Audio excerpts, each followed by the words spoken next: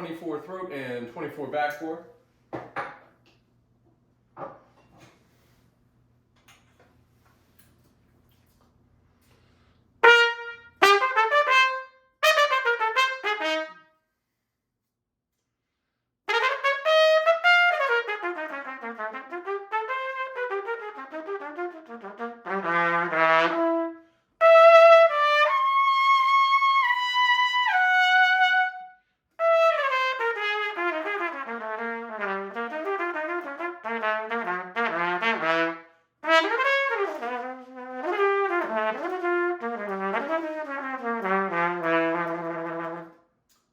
Monette B5L S1 P.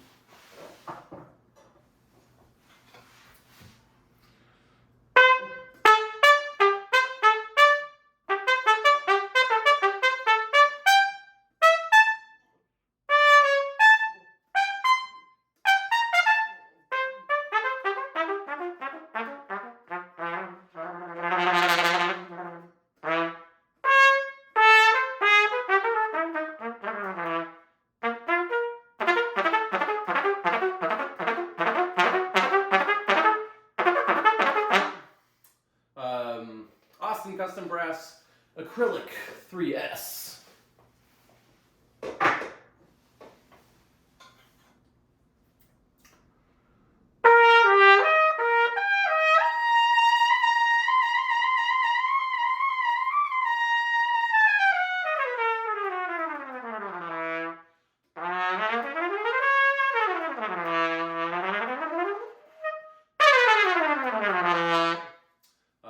Patrick CR75M.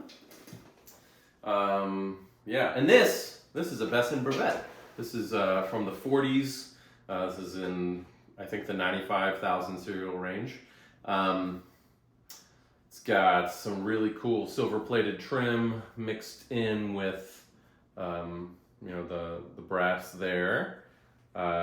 Features the old pistol grip style underslung third valve ring. Very nimble little instrument. I really like how thick the buttons are. Reminds me of like that committee style button width. And you know, what else is there to say? There's a few patches on the instrument. You can see one that's right here on the actual side of the bell. I don't know if it's a patch versus a design choice. I don't know. It looks cool. And you'll see the receiver just slightly to the off kilter here. You can see that receiver, the receiver on the inside of the lead pipe here too. Other than that, horn's in really nice condition. All the slides move very freely. Plenty of compression. I believe this horn did have a valve refit. And yeah, it's one of my favorites to play over at the Brass Instrument Workshop here in Marietta. And I'm just gonna play a little bit more on it for you guys. Let me know what you think. Let me know if you want to hear different styles versus me just kind of noodling around. Happy to play some excerpts or lead trumpet, jazz stuff, charliers, etc., etc. I know the beginning of all of them. Can't play all of them, but yeah. Oh yeah, it looks like somebody actually had this maybe flipped because there is some soldering marks here on the third valve slide. So maybe this was a later choice. Yeah, it works. It plays awesome.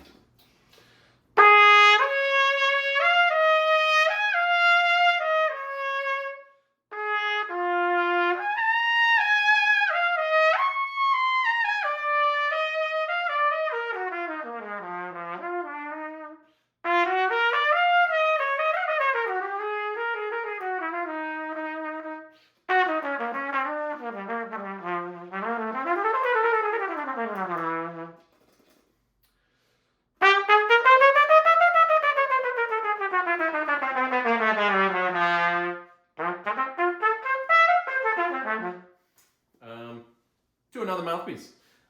This James new backbore, L backbore, it's kind of got that gap modulator on there. Been into his equipment a lot lately. and Steve Patrick stuff. Bach 1.5C, very classic choice.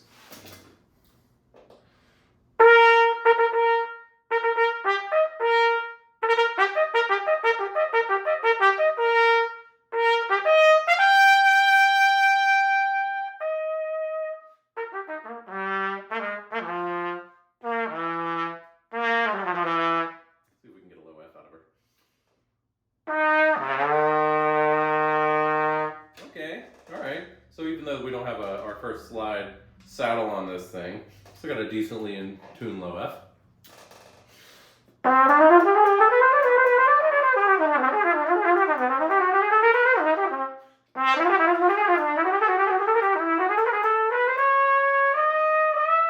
Almost.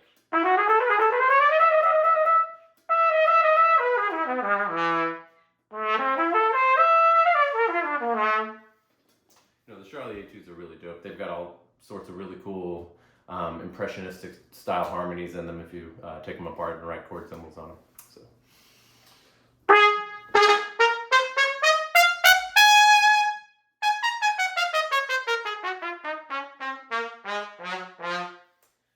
Honestly, this horn, it screams like older style trumpet player to me. Like orchestral B flat is what it feels like more at home. It doesn't feel like it should be this, screaming lead trumpet machine trumpet.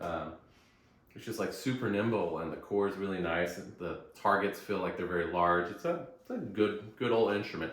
One unique thing is the U brace that we've got here versus a traditional Z brace or S brace.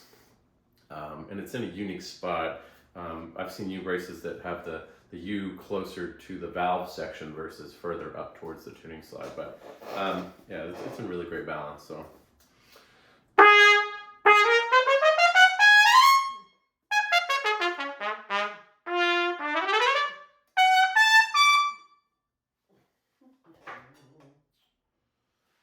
And for Patrick, a nice E out of that ACB.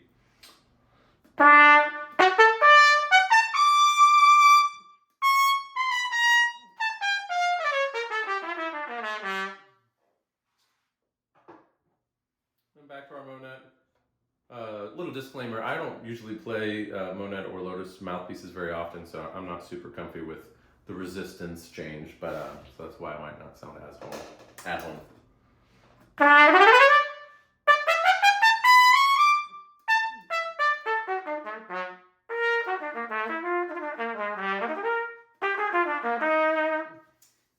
I personally like the Monette and Lotus stuff mainly for the timbre.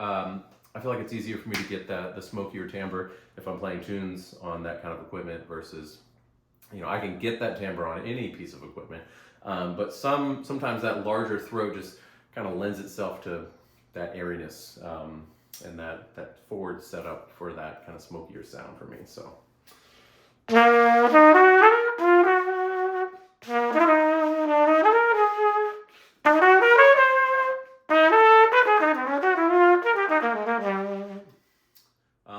So yeah, the sound that's in your head is what's going to dictate a lot of the sound that comes out of an instrument. But I do believe that mouthpiece choice, horn choice, will allow you to obtain certain things a little bit easier. For me, this horn allows me to get, the college trumpet player that I had in my mind, that sound out. The guy who's shedding all the Charliers and Arbin's etudes and those sort of things. Like all of that material seems a lot quicker to grasp on this particular instrument than maybe tunes or like lead trumpet stuff. But that's just where my ear is guiding me on this horn. It's been buffed a lot, so you can't really see the serial number. Again, it's 93 or 95,000 something, and it's a really great playing instrument, especially for the price. I believe it's at $1,100 over at the shop. There are a couple small dings throughout the instrument. It's a player's horn. This is not one for your collection to just sit around. You would want to buy this horn and play it. This is not one to put on the wall. So let me know if you guys have any questions, and hope you enjoyed the video.